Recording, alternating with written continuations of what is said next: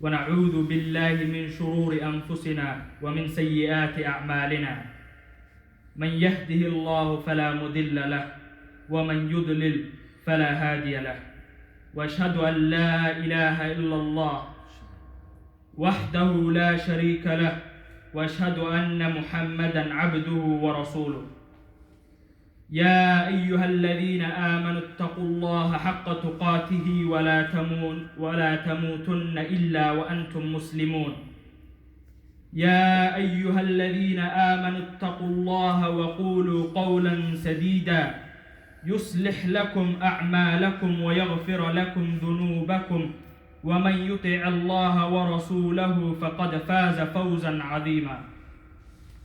Dear brothers and sisters, my khutbah is going to be about parenting and where our youth stand in this country and in every other country. It's a big factor that our ummah is facing. Look where our youth are. Where do you see them now? Are they in the masjid or they're standing around? We've been all youths once upon a time, and we've been treated with respect and mercy, and we've been shown the way.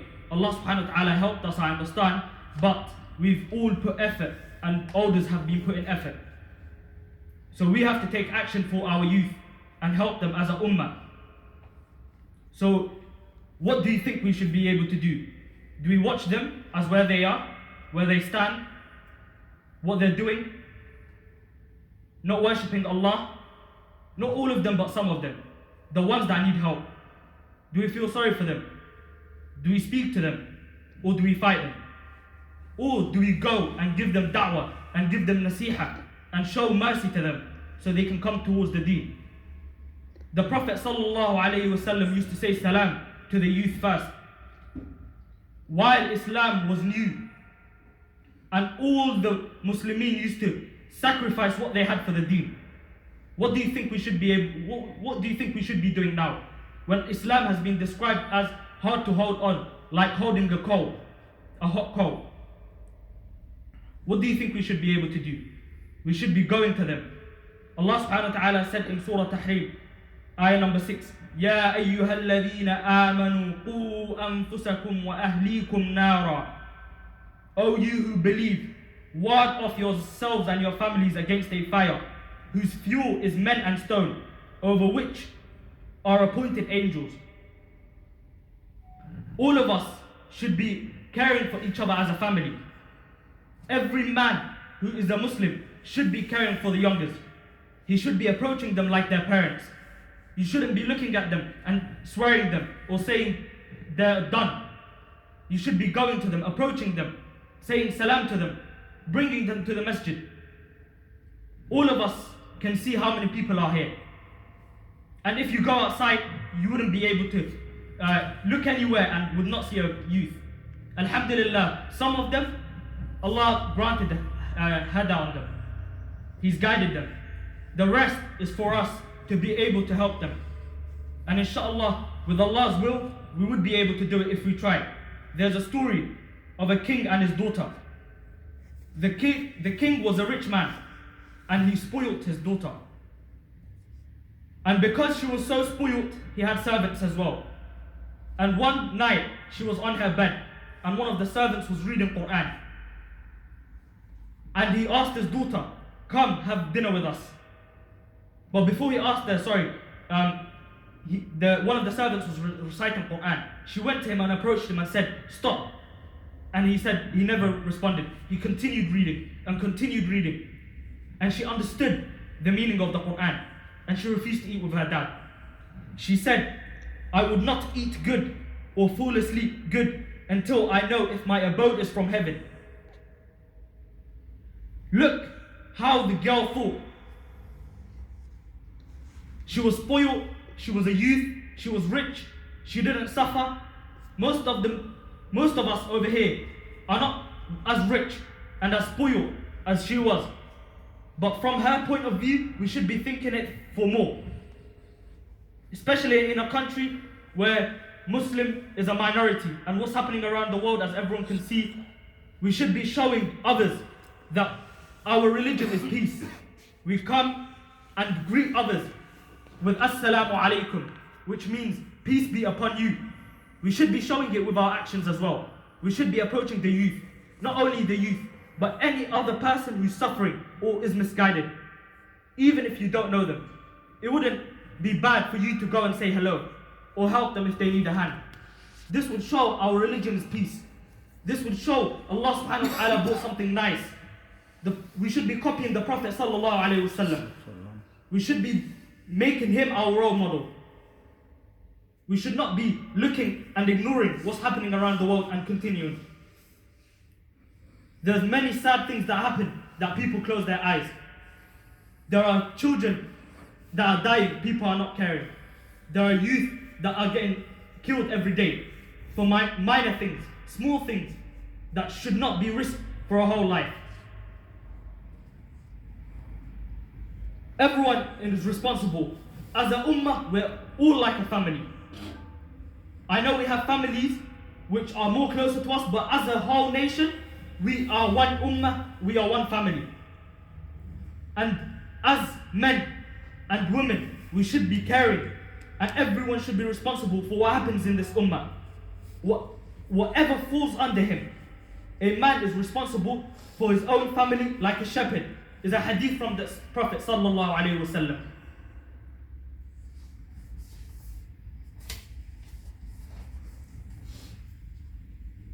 Please make istighfar. Bismillah, walhamdulillah, wassalatu wassalamu ala rasulillah, sallallahu alayhi wasallam. Another point that I want to raise is our parents. We're all children in the eyes of our parents, whether they are alive or dead. All of us should be doing what we want to be done from our children. We should be treating them with respect. The Prophet ﷺ said, after Allah and after the Prophet ﷺ comes your mother 3 times and then the father. Because of all the pain your mother suffered with you. There's been nights that she didn't sleep. Let alone a night you could not sleep because of a spot or a cold. You would be nervous the whole day. But imagine staying awake night after night when you were young and you didn't know. And you would not suffer like that for her probably. Imagine your fathers. They go to work every day. They used to go to work if they don't go to work now even. They used to work early mornings, night shifts and whatnot. They used to go to the shop, buy you whatever you want without thinking of the price, just to make you feel happy. There would be things that you would not like them to buy and they would buy just to please you. There would be a night where your parents would not have supper or breakfast in the morning because of your pain. There would be times where your parents would be stressing about you and you have not been thinking about them, or even been a bit stressed or thought about what they're wearing or if they had breakfast or not. All our parents owe us a big respect. And disrespecting and disobeying the parents is one major thing. Alhamdulillah, now all of us are older. We could be helping our parents, we could be doing stuff for ourselves. We should be thinking about our parents and trying to do our most for our parents. They've been there for us all this time. Even if you're older and you have children, you should be still helping your parents, obeying them, respecting them. Because in the eyes of them, you're still their child. Even if you're 100 years old and they're 200 years old, you're still a child in their eyes. They'll still care you. Even though they can't do some stuff, they'll still do it for you. They'll still feel the stress for you. You should be all respecting them, treating them how you would not treat anybody else. There would be a manner that some of us would not treat our managers, that we could be able to go home confidently and say it to our parents. Astaghfirullah. How can you? Your parents gave birth to you, and then they've cared you, and they have not been a one day where they have said, I don't want to see you, or go do this.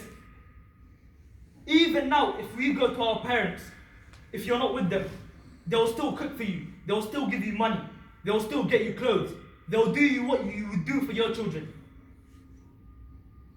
And what is embarrassing is some of us, when you asked them when was the last time you've spoken to your parent, the answer you would be Ramadan. I said Ramadan Kareem. Or Eid. I said Eid Mubarak. If you can't visit them, you're meant to speak to them. You're meant to be sleeping while thinking about them. There's a story about a mother who suffered for her child that would make everyone who hears the story tear. It's such a sad story. A mother had a son, one son, and she used to take him to school. His father wasn't with her. She was a lady who used to love the community. She used to gather the community together, meet everyone, invite people to her house. She would invite people to her house and then cook for them and take it to their house as well. One day, she went to the school of the child with some food to his teachers. Just for him, she suffered and cooked food and got tired to take it to his teachers so his teachers could be nice to him and teach him while they're happy and proud of him. She went to his school and he was a young kid and she had one eye. And the children laughed and said, "Ew, your mother has only one eye." The boy got embarrassed and he never spoke to his mom at that moment. His mom went back home, left him in school, and after school he came. He was very angry. And his mom came to him and approached him and said, "How was your day?" And do you know what his response was? He said, "Mom, if you're gonna only be embarrassing me, why don't you just die?" And his mom didn't respond to him. She looked at him and said, "May Allah guide you." How can one disrespect his parents? How can one speak so cruel to his parents? She said, "May Allah subhanahu wa ta'ala guide you," and she moved on. And later on, the son grew up with the same attitude towards his mother. And as time flew, his mom was still there for him. And he gradually found a university in Sri Lanka. And the boy went into medicine and studied there for a while. And later on, he found himself a wife and got some children with the wife. And his mother came over to Sri Lanka. And when she came and approached the door, his children opened the door. Not him, his children. And his children saw an old woman with one eye, and as their father never used to talk about his mom, they never knew that it was his mom. And when they approached the door and saw his mom, they got scared as little children. And then the father approached and came to the mother and said, "Why are you outside my door and scaring my children? Why are you outside my door and scaring my children?" And the mother didn't want to embarrass him.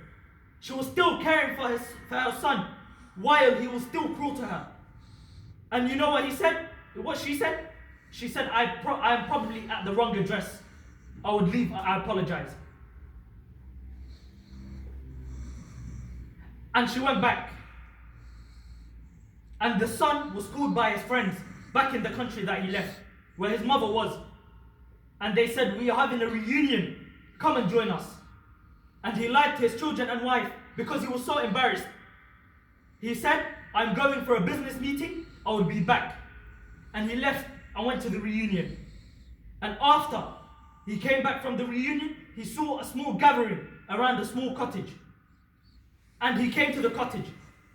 And he looked at the cottage and said, what's going on over here? What's this gathering about?"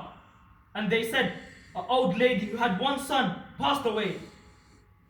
And he went without feeling any bad and approached his dead mother. And he saw a note on the side. And one of the people who were there told him, "This is your note from his mother." His mother said, "I've helped you grow up. I've cared for you all this time. And when you were young, you lost the eye in an accident. And they said, you have to stay with one eye. And I couldn't watch my son being with one eye. So I gave you my eye as I've lived my life for some time. And as you were young, I couldn't watch you growing with one eye. So I gave you my eye. This is the story behind my lost eye. and all I've done was try to care you and meet your children. And you have disrespected me and told me to come back without even seeing your children. My son, I would love to see your children and I would love to see you grow up. And I've passed away, and good luck with your life. How sad is that? How can one's mother be feeling sad and did not even see his children? How can one's mother not see his children? In Surah Al-Ahqaf, ayah number 15, Allah subhanahu wa ta'ala says, وَوَصَّيْنَا الْإِنسَانَ بِوَالِدَيْهِ إِحْسَانًا حَمَلَتْهُ أُمُّهُ كُرْهًا وَوَضَعَتْهُ كُرْهًا وَحَمْلُهُ وَفِصَالُهُ 30 شهرا حتى إذا بلغ أشده وبلغ 40 سنة قال رب يوزعني أن أشكر نعمتك التي أنعمت علي وعلى والدي وأن أعمل صالحا ترضاه وأصلح لي في ذريتي إني تبت إليك وإني من المسلمين. And we have enjoined upon man to his parents good treatment. His mother carried him with hardship and gave birth to him with hardship. And his gestions and weaning period is 30 months. He grows up until he reached maturity and reached the age of 40. He says, my Lord, enable me to be grateful for you, for your favor which you have bestowed upon me and upon my parents, and to work righteousness of which you have approved and make righteous for me, my offspring. Indeed, I have repented to you, and indeed I am one of the Muslimin. This is in Surah Al-Ahqaf. Allah subhanahu wa ta'ala states in the Quran, وَبِالْوَالِدَيْهِ إِحْسَانًا. You should treat your parents with ihsan. If the least you can do is at least care for them and try to care for them the way they have done, if you cannot even exceed it. After polytheism, the greatest is disobedience to parents. After shirk, the greatest sin is being disobedient. Look how big it is. Look how big it is. It's not an easy sin to commit. Disobeying your parents is the greatest sin after polytheism. Do you know what's polytheism? Believing in something else than your creator. The one who made you. The one who made you absolute. The one who gave you all these senses and all your body parts.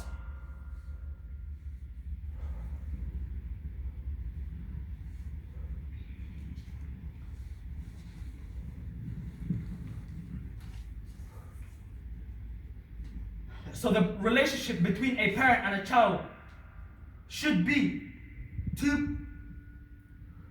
the relationship between a parent and a child should be respect and loving. The child should respect his parents and try to help them and try to please them and try to keep their head up. If they cannot do beyond, do not raise your parents' face down. If you cannot raise them up, keep it at a level where they can at least look at their friends and the people that are similar to them. So later on, tomorrow, they can speak to the people who are similar to them in a tone where they won't feel embarrassed because of their children. How would you feel if your children were so disrespectful and known in the area for mischief and for haram and nothing else? Would you be able to go and approach a friend of yours or someone equal to you and speak with them the manner that you would speak to someone that you're more higher than or more greater than or even the same level as? Think about it. Inshallah, all of us should try to please our parents and try to help them. All of us should try to help them and please them. If the least you can do is care them, call them. They'll feel soothed. They'll feel soothed by hearing your voice and you saying hello every day. If you live with your parents, you've got more advantage. Help them. When you wake up, go to them, say salam. Go say salam. They'll feel happy. They'll feel proud. Pray with them. Bring them water. Buy them a little present. It will keep their heart cool. And for all the youth that are here and that are outside, spread the word. We have been created for nothing else but to worship Allah. And by worshipping Allah means doing the good deeds, such as respecting your parents, respecting your elders, respecting others in the community, not only in the community but around the world. As I said before, we are a nation, we are one family as a ummah. There are many religions, and all of them Allah subhanahu wa ta'ala created. Everything in this world has been created as a test of mankind. Allah subhanahu wa ta'ala has the priority for anything. He says, kun fayakun, be and it will be. There's nothing that He has not authority to. He has every authority. He's created the world, the sky and the floor that you see, the floor that you stand on and the sky that brings the rain, the ocean and the river that's in its place, the floor that doesn't do anything without Allah's permission.